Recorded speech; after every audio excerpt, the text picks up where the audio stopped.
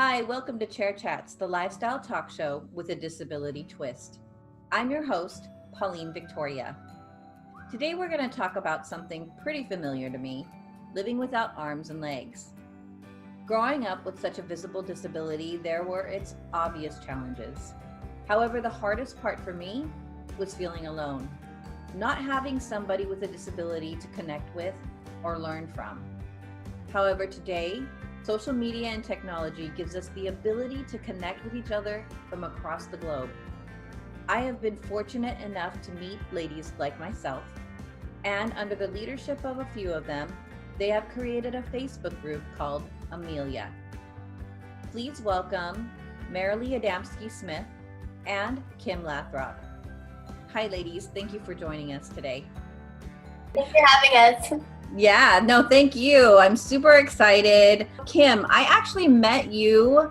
You were one of the first people I saw online who I was like, oh my gosh, there's another one like me. I know it sounds like we're aliens, but it's like, and I know you were good about initiating contact with a lot of different people online. And then Marilee took the initiative of creating Amelia, which is a Facebook page that we have. So Marilee, can you tell us a little bit about why it's called Amelia? Amelia means missing limbs. Mm-hmm. So that's the main reason why I just created the Facebook page Amelia, because we are missing limbs. I didn't know that word existed. I mean, really growing up, I felt really isolated and did not know anybody in the world like me existed. Kim, I know you're much younger than Marilee and myself. Did you have similar experience of feeling isolated? Or I know the internet probably came out when you were a teenager. So I don't know if you met other people like yourself. I did. I grew up with one of our fellow Amelia sisters, Wendy. And our families kind of connected when I was a baby, and she was about 6 years old. So we didn't live close. She lives in Southern California and I live in Northern California. And then with the age gap too. But our families got together as much as they can. And she would teach me, as much as she could. But she had different lengths to her shoulders and her legs, which, as we know, it makes all the difference. So the way she could do things was not always the way that I could do things. So even though I had her and her family, as a support system, I still grew up, feeling very much alone. And, I have a younger brother, so I got to watch him do, all these cool things. And at first, I don't think it clicked at first. And then as I got older, it was kind of like, oh, he gets to do all these really cool things. And then especially as we became teenagers, he got to kind of go out. He got freedom before I did. And I remember he even got a cell phone before I did. So yeah, I too felt, alone, and I didn't connect fully. I had friends and stuff, but that full connection. And then I met Marilee on MySpace, actually, MySpace days. So yeah, and then we reconnected on Facebook. And her and I got to talking, and then I had known a couple other Amelia sisters. So that's when, she got the idea to create the group and bring us all together, so that in hopes one day we can all meet and make it like an annual thing. Nice. So Marilee, what was it like growing up for you? I did feel alone at times. And I too have a younger sister, which is, she is 12 years younger to me. So when I was like in high school, she was still, younger. And so she didn't really get to do stuff like Kim was saying before me. But at the same time, when I turned 16 and all my friends were starting to get licensed and being able to wanting to drive, I so wanted to drive as well. Mm-hmm. And so I did find a vehicle that we could do, but it's so costly. And to this day, I am not able to get that van. It's just, very costly to get. And so that's one of my dreams, I guess, someday, hopefully, maybe, to be able to drive. I don't know if you guys are able to drive or not, but that's where I am, I guess. Yeah. I can totally relate. I feel like once you hit those teenage years, that's when it becomes really hard, because I think it's already a hard time because you're trying to find out who your identity is and how do you relate to other people. And then you just throw this like when at a time when you just want to blend in, like we can't do that. It was hard in like grade school and but I definitely remember still being happy and having like a really fair, like a nice childhood. Mm-hmm. But it was when I became a teenager is like when it's like it hit me with like a baseball bat. Like I just was like, once I got into high school, because I went to the same school from K through 8th, so I grew up with like the same kids. Mm-hmm. And then I had to go to a different high school because that high school had programs and resources for people with disabilities, and the high school that all my friends went to didn't. So I was going to a whole new high school, and I had no friends, and it was very, very lonely. But dating was probably the one thing on top of driving where I saw my friends, start to get looked at by boys, and then boys that I liked, and that's the crushing thing of all is like the boy you like dates your best friend, and then you're just like, oh, when's it gonna be my turn? And it's like a bad teenage film. It's a horrible teenage film. But they need to do a teenage film like that where we get the guy, Yeah. I think that would be great. Oh my gosh. That would be great. I'd love that. Yeah. But yeah, even in my 30s, and it's hard dating because I'm also super shy, and I feel like, oh, I'll go on a date with this new person, but I don't want to ask them for any help. I know. And then it's like, and then I was like, so that's my dilemma, being in my mid-30s and dating right now in my life every day. So Marilee and I are married. Like, if you were to ask us a question about, like, some advice about how to date, Kim, if you have any questions, because other people watching might have questions about, like, well, how do you navigate dating? What was your secret, you guys? What's the secret? Marilee, do you want to answer that? So, just like you, Kim, I was actually quite shy in high school and everything. I would actually a lot of times keep my head down while driving my chair, because I just didn't want to look up to the boys or the cute boys passing me.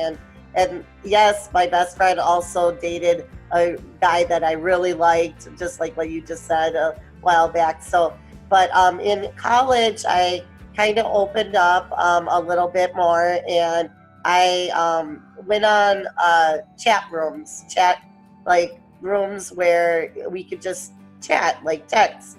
And a lot of the people didn't even realize I had a disability, until we actually met in person. And then they might have been a little shocked because, well, I think I did tell them later on, like once I got to know them and stuff. But basically, no, I don't know. I really lucked out myself. I think really the secret, Kim, is to, like, the moment I said, I am completely complete.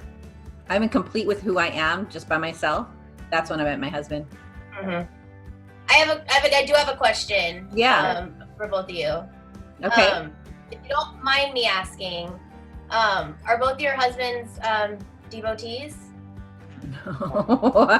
No. No. So no, not at all. For those that don't know who are watching, devotees are men who have a preference for disabled women, and that could look like someone without arms and legs, like an amputee or someone with crutches, or so it's someone with a fetish for disabled people. Would you say that's a correct definition? Yeah. Yes, that is.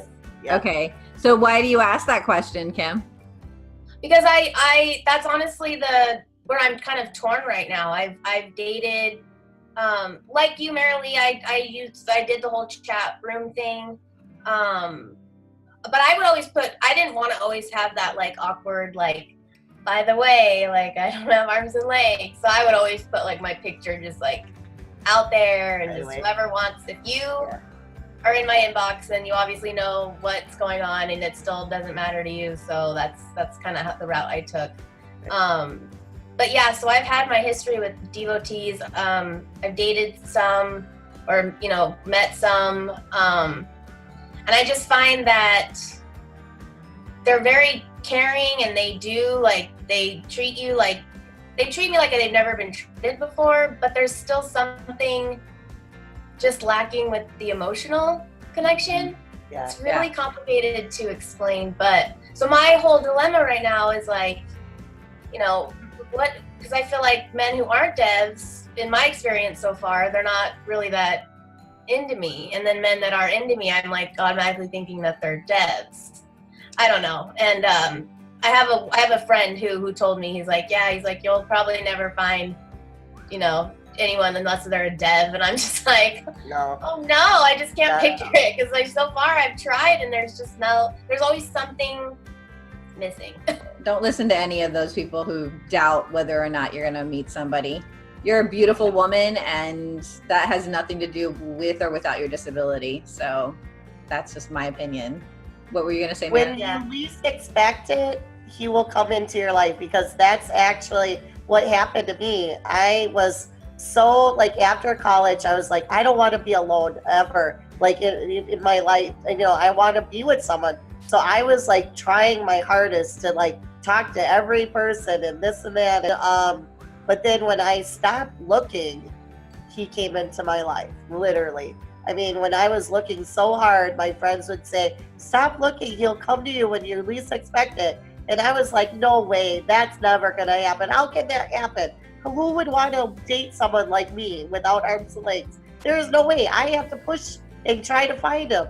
But no, as soon as I stopped, he came into my life. Yeah, so that's exactly my experience. We all kind of agree that there were a lot of frustrations growing up, especially as we became teenagers. How did you guys get through it? I cried a lot.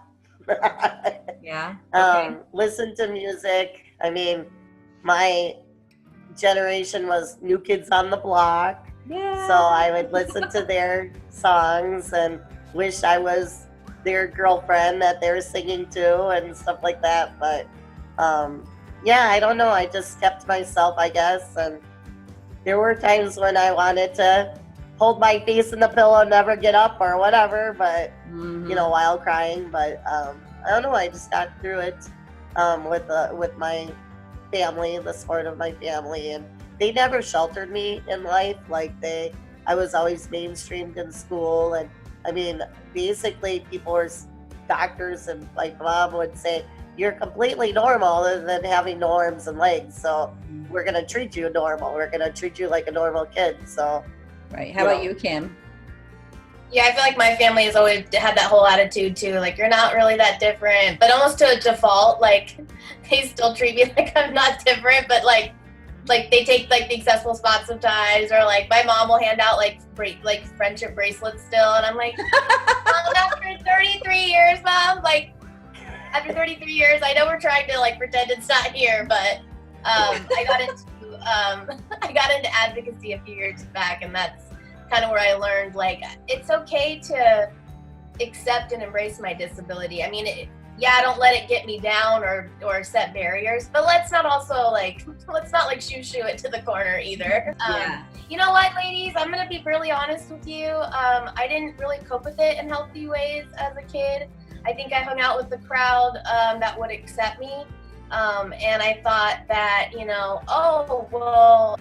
drinking and experimenting with drugs is something I can do just like everybody else. So unfortunately, I'm not telling people to go do that, but those were my later teen years and early 20s as I kind of got into that stuff. So, but I felt like I was a part of something, and I felt like I was included in things. So, right. That was how I coped with it. But like I said, a few years, like 3 years ago, I got involved with a nonprofit organization, which is the California Foundation of Independent Living here. And I just got to know myself and just appreciate myself, appreciate the uniqueness of me, and to not be afraid to not be dismissed or discriminated against. I mean, my boss, when she was interviewing me, she was like, have you ever been discriminated against? And I was like,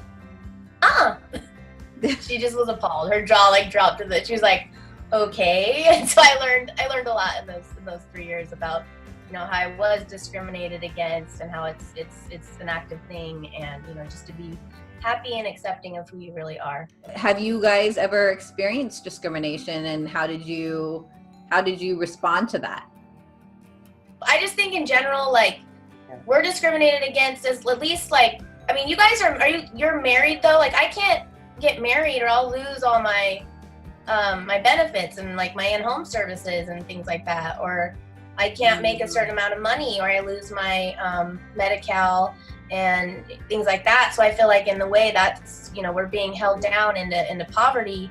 We have to choose whether we want to have a career and be working individuals that contribute to society, or do we want our healthcare providers to come in our house every morning to get us up out of bed and then put us to bed and feed us during the day and take us to the restroom and showers and errands. And so it's that choice, I think, is the main, for me, it's the main model of discrimination that we face right now. Yeah, it's like a systemic discrimination. It's not a blatant, segregation, but it's a systemic discrimination. And then also what Marilee was talking about too, for us to drive, I just had a driving assessment done like a month ago, and the guy basically came out and was like, yeah, it's going to be really difficult. It's going to be over $100,000. Yes, $100,000. Because everyone has $100,000 for their first car. Like, right. So yeah, that's just another. $100,000 just for the mobility or the technology to put in the van. Right. And then on top of that, the van cost like 20 more thousand or whatever. It's very costly. Yeah. I gave up on it just because I have great attendants that caregivers, or I call them attendants, that drive me wherever I need to go. They're like my little personal chauffeurs, Yeah. Yeah. The last question I wanted to ask you guys is, what would you tell your younger self? You'll be okay. You'll be fine. Everything will be fine, and everything will work out, and everything will be good. Just to hang in there, and it doesn't get easy right away, but it does get easier. The old, as we become adults, it just becomes easier. That there's always hope, no matter how hard it appears to be at the moment. Yeah. So I want to thank you guys for joining me and letting us into your lives. It's so interesting how we have so many similarities and how we view different things. So I want to just extend my gratitude for giving us that insight. And hopefully that someone who's watching this will be able to seek hope in this. Like, it is going to be okay. We've gone through the gamut and the gauntlet, and we've made it through, and we're still going through the journey, and we're learning in the process. So with that, I want to say thank you and goodbye. If you'd like to join or support our community, please join us as a patron on our Patreon page and visit us at OneLegUpProductions.com. Thank you, and we'll see you on the next show.